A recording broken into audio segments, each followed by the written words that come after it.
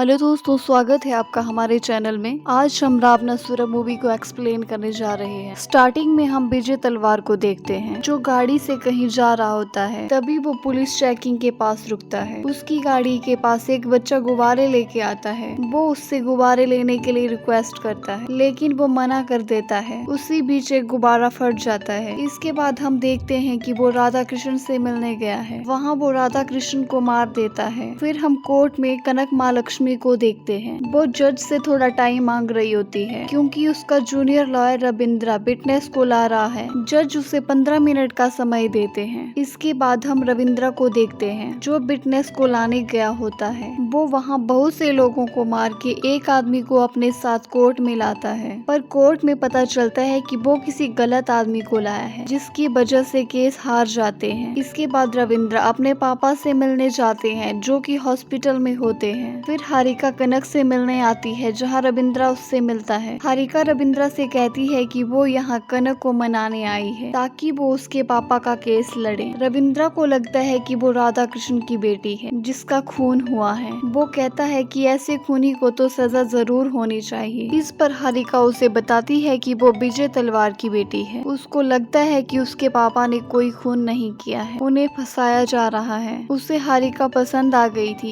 इसलिए वो उसे इम्प्रेस करने के लिए वो कनक को मनाने चला जाता है और आके हारिका को बताता है कि वो मान गई है। हारिका ने उसे देख लिया होता है कि वो कैसे कनक को मनाने के लिए उसके पैरों में गिर गया था। जब रविंद्रा को ये पता चलता है तो इससे उसे थोड़ा इंसल्टिंग फील होता है। फिर हम हनुमंता को देखते हैं जो अपनी पोती का होमवर्क कर रहे होते हैं। तभी उसे कमिश्नर की कॉल आती है और उससे केस से रिलेटेड बात करते हैं। वो उसे बताते हैं कि गवर्नमेंट ने ये रिक्वेस्ट की है कि वो अपने बेस्ट ऑफिसर को ये केस दें। वो ये केस हनुमंता को देना चाहते हैं। 2 महीने में इसकी रिटायरमेंट होने वाली होती है, इसलिए वो मना करता है, पर कमिश्नर उसे एक बार केस स्टडी करने को कहता है। रविंद्रा और हारिका फिर सेंट्रल जेल में विजय तलवार से मिलने जाते हैं। विजय उन्हें बताता है कि उस रात में जब गुब्बारा फटा तो उसके बाद उसे नहीं पता कि क्या हुआ। जब वो उठा तो वहाँ बहुत अंधेरा था। वो अपनी कार में था और कार सिटी के बाहर थी और उसके कपड़ों में खून लगा हुआ था। जल्दी वहाँ पुलिस आ गई और उसे गिरफ्तार कर लिया। रविंद्रा बोलता है कि सच बताओ, सब सबूत तुम्हारे खिलाफ है और हमने सीसीटीवी कैमरे में भी तुम्हें खून करते देखा है। विजय बोलता है कि ये सब झूठ है, मुझे फंसाने की कोशिश की जा रही है। फिर रविंद्रा और हारिका जेल से बाहर आते हैं। रविंद्रा हारिका से कहता है कि अगर हम साबित करें कि उन्होंने ये मर्डर पागलपन में किए हैं तो वो बाहर निकल सकते हैं, पर हारिका इसके लिए मना करती है। फिर हम एसीपी हनुमंता को देखते हैं। वो कमिश्नर से मिलता है और उन्हें बताता है कि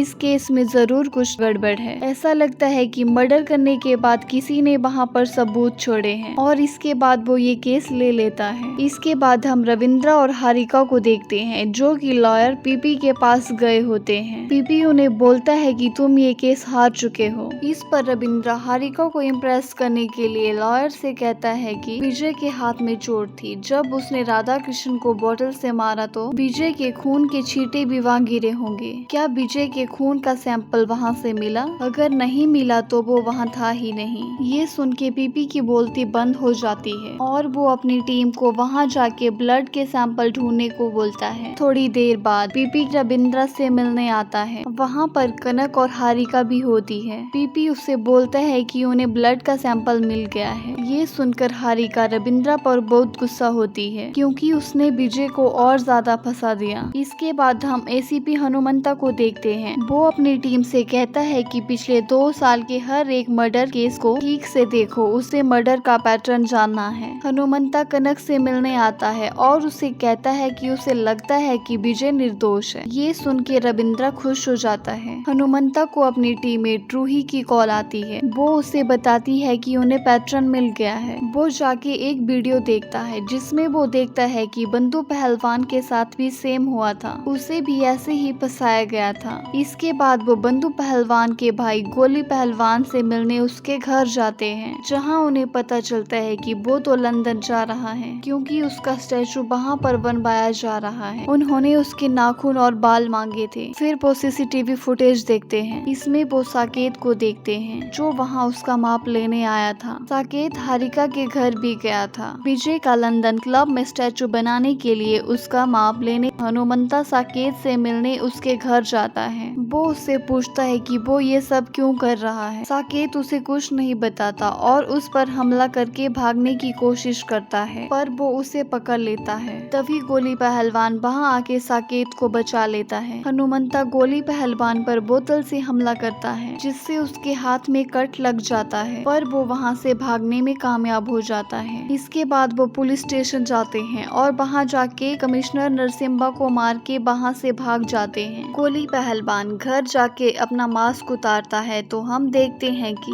वो कोई और नहीं बल्कि रविंद्रा है। फिर न्यूज दिखाते हैं कि कमिश्नर को गोली पहलवान ने मार दिया है। चीफ मिनिस्टर ने मीटिंग रखी होती है और वो होम मिनिस्टर मुद्दी रेड्डी को फायर करता है और उसे बताता है कि वो स्टेट होम मिनिस्टर है और जो भी प्रॉब्लम होगी उसकी जिम्मेदारी उसे लेनी होगी। फिर नेक्स्ट सीन में हम देखते हैं कि पुलिस गोली पहलवान को पकड़ लेती है और वो एसीपी हनुमंता को बताता है कि वो अपने दोस्त की बर्थडे पार्टी में गया था, जहां एक बलून उसके सामने फटा था। फिर जब उसे होश आया तो वो शहर से बाहर था और पुलिस ने वहां आकर उसे अरेस्ट कर लिया। इसके बाद पुलिस वाले साकेत की डिटेल निकालते हैं। उन्हें पता चलता है कि उसने थिएटर और फिल्म मेकिंग का डिप्लोमा किया है। वो एक मेकअप आर्टिस्ट है। उसके खिलाफ एक्टर ब्रह्मानंद ने केस फाइल किया है। ब्रह्मानंद ने फिल्म शूट करने से मना किया था, तो साकेत ने उसके डुप्लीकेट को लेके शूट किया। वो वीडियो देखते कि वो डुप्लीकेट बिल्कुल ब्रह्मानंद की तरह लग रहा था। फिर हम 6 महीने पीछे का सीन देखते हैं, जहां रविंद्रा और साकेत बैठे होते हैं और वो प्रोस्थेटिक के बारे में बात कर रहे होते हैं। साकेत बताता है कि प्रोस्थेटिक एक खास मेकअप टेक्निक होती है, जिससे वो किसी का भी डुप्लीकेट बना सकता है। इसके लिए उसे पहले उसका माप चाहिए होगा, जिससे वो शख्स को कॉपी कर सके। साकेत अपनी गर्लफ्रेंड जानू को रविंद्रा से मिलाता है। वो रविंद्रा को बताता है कि वो जल्द ही उससे शादी करने वाला है। फिर वो तीनों पार्टी करते हैं। रविंद्रा उन दोनों को ज्यादा शराब पिला देता है, जिससे वो बहुत ज्यादा नशे में होते हैं और रविंद्रा जानू को किडनैप कर लेता है। अगले दिन रविंद्रा साकेत को बताता है कि उसकी गर्लफ्रेंड थोड़े टाइम यहाँ नहीं होगी, क्योंकि उसने उसे किडनैप किया है। वो उसे उसका पर्सनल मेकअप आर्टिस्ट बनने को कहता है और साकेत अपनी गर्लफ्रेंड को बचाने के लिए उसकी बात मान लेता है। अब हम प्रेजेंट में देखते हैं, जहाँ रविंद्रा साकेत को डांट रहा होता है कि उसने माप लेते टाइम भेस क्यों नहीं बदला। वो कहता है कि इतने नजदीक से तो कोई भी पहचान लेगा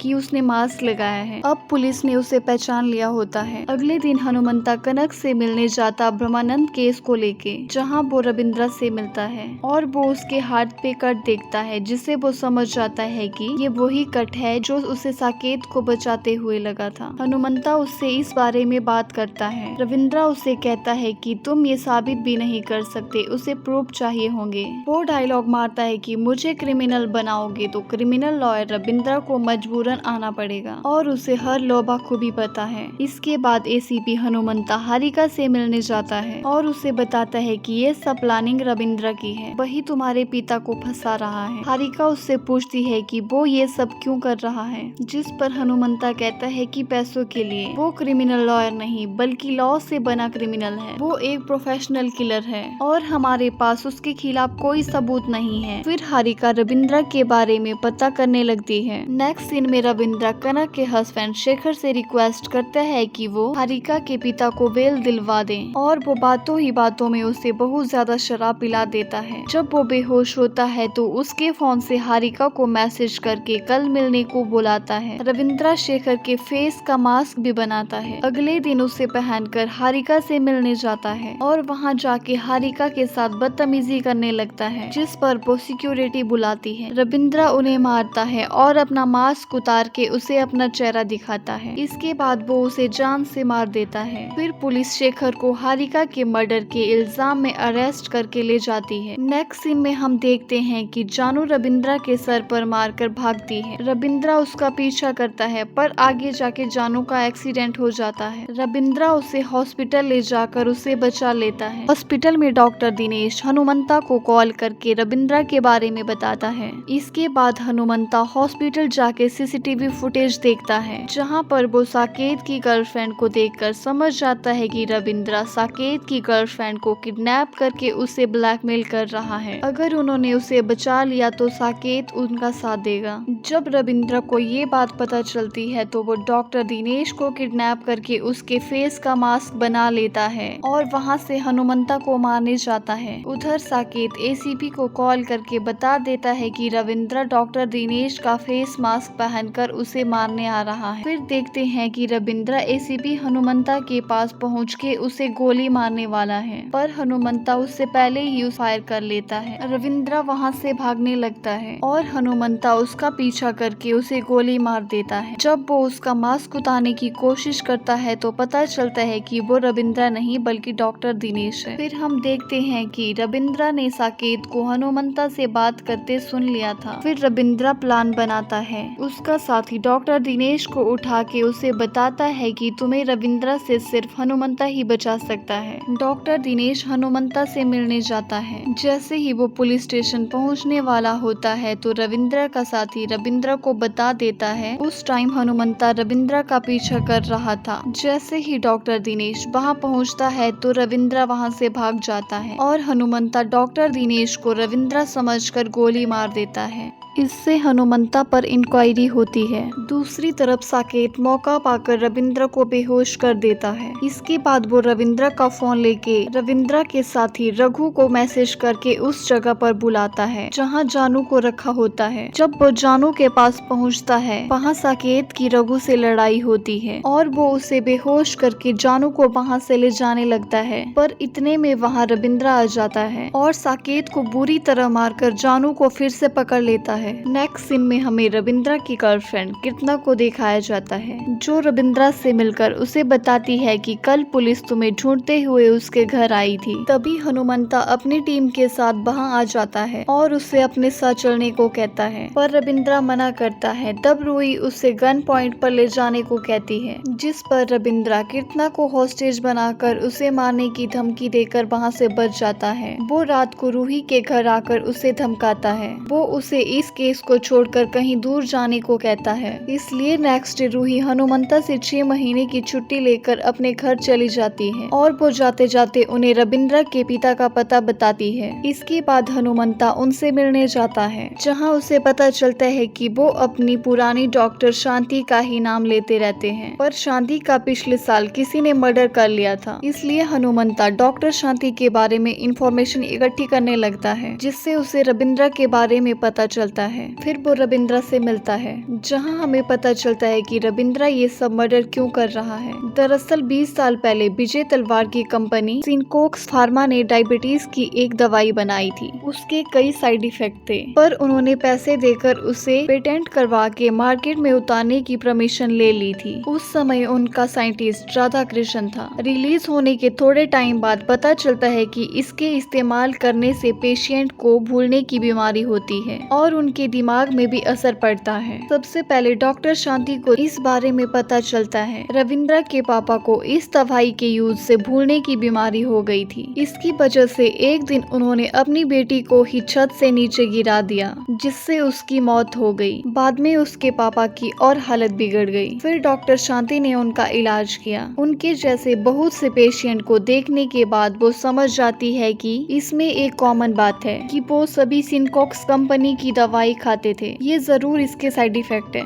ये बात डॉक्टर शांति रविंद्रा को बताती है। डॉक्टर शांति ये बात सिनकोक्स कंपनी की R&D हेड को बताती है, जो कि हारिका होती है। हारिका ये बात अपनी टीम को बताती है और वो इसे वेरीफाई करने को कहती है। वो अनाथ बच्चों पर टेस्ट करते हैं। ये टेस्ट डॉक्टर दिनेश करता है, जो 35 बच्चों पर टेस्ट करता है, जिसमें से 7 बच्चे मरते हैं और बहुतों को दिमाग की बीमारी होती है। ये सब जानने के बाद हारिका डॉक्टर शांति का मुंह बंद रखने के लिए 200 करोड़ का ऑफर देती है। शांति ने इस ऑफर को रिजेक्ट करके कोर्ट में केस फाइल कर दिया, पर वो केस हार जाती है। हारिका का केस शेखर ने लड़ा था। वो डॉक्टर शांति को मारने का आइडिया देता है। फिर हारिका ने बंधु पहलवान और गोली पहलवान को हायर किया था और वो दोनों उसे मारकर गार्बेज एरिया में फेंक देता है। उसके बाद उस मर्डर केस का इल्जाम 2 मासूम लोगों पर लगाकर उन्हें कोर्ट में पेश करने से पहले ही नरसिम्हा ने उनका एनकाउंटर कर दिया। इसके बाद रविंद्रा ने इससे जुड़े सभी लोगों को मारना शुरू कर दिया। इन सबको मारने के बाद अब उसका last target home minister Muddi Reddy था, क्योंकि उस ड्रग केस को मुद्दी रेड्डी ने ही अपनी पावर का यूज करके दबा लिया था। हनुमंता रविंद्रा को कानून की हद में रहकर सजा दिलवाने की बात करते हैं, जिस पर रविंद्रा कहता है कि उसे मरना ही पड़ेगा। इस पर हनुमंता कहता है कि इसे तुम भी मारे जाओगे। रविंद्रा डायलॉग मारता है कि लंकापति रावण का भी मौत इंतजार कर रही थी, वैसे ही मेरी मौत भी मेरा इंतजार कर रही है, जब तक कि मैं अपना काम नहीं करूंगा। और फिर वो वहाँ से चला जाता है। इसके बाद मुद्दी रेड्डी सीएम के पद के लिए खड़ा होता है और सभी को पार्टी देता है। रविंद्रा उसकी पार्टी में आके उसे बेहोश करके साकेत से उसका फेस मास्क बनवाता है। थोड़े टाइम बाद साकेत मुद्दी रेड्डी का फेस मास्क लेकर उसके पास पहुंच जाता है और उसके सामने उसका फेस मास्क निकाल कर रख देता है, जिसे देखकर वो बहुत हैरान हो जाता है। तब साकेत उन्हें उसके मर्डर के बारे में सब कुछ बता देता है और उनसे अपनी गर्लफ्रेंड जानू को बचाने के लिए कहता है। ये सब सुनकर मुद्दी रेड्डी एक प्लान बनाता है और वो रविंद्रा का फेस मास्क बनाने को कहता है, ताकि उसका आदमी देवराजू उसे पहनकर सीएम को मार दे और उसका इल्जाम रविंद्रा के ऊपर आ जाए। फिर हम देखते हैं कि साकेत रविंद्रा का मास्क बनाता है और रविंद्रा उसे देख लेता है। तभी साकेत उसके सर पर मारकर उसे बेहोश कर देता है। फिर देवराजू रविंद्रा का फेस मास्क पहनकर सीएम की रैली में जाता है, जहां पर पहले से प्लान लोग उसे बुके में छुपाकर एक गन दे देते हैं। दूसरी तरफ रविंद्रा को जब होश आता है तो वो एक रूम में चेयर पर बंधा हुआ होता है, जहां पर उसकी फाइट बहुत से लोगों से होती है। वो उन सबको मारता है। फिर हमें 30 मिनट पहले का सीन दिखाते हैं, जहां रविंद्रा सभी को मारकर वहां से बाहर निकलता है, जहां उसे देवराजू मिलता है जो उसका मास्क पहने हुए था और रविंद्रा उसे मार देता है। हमें पता चलता है कि रैली में जो आदमी है वो असल में रविंद्रा ही था। प्रेजेंट में दिखाते हैं कि वो वहाँ पर सीएम को ना मारकर मुद्दी रेड्डी को मार देता है। फिर सारी पुलिस फोर्स रविंद्रा को पकड़ने की प्लानिंग में होती है। तभी मीडिया के सामने रविंद्रा किसी को कंधे पे लेकर आता है। वो देवराजू होता है।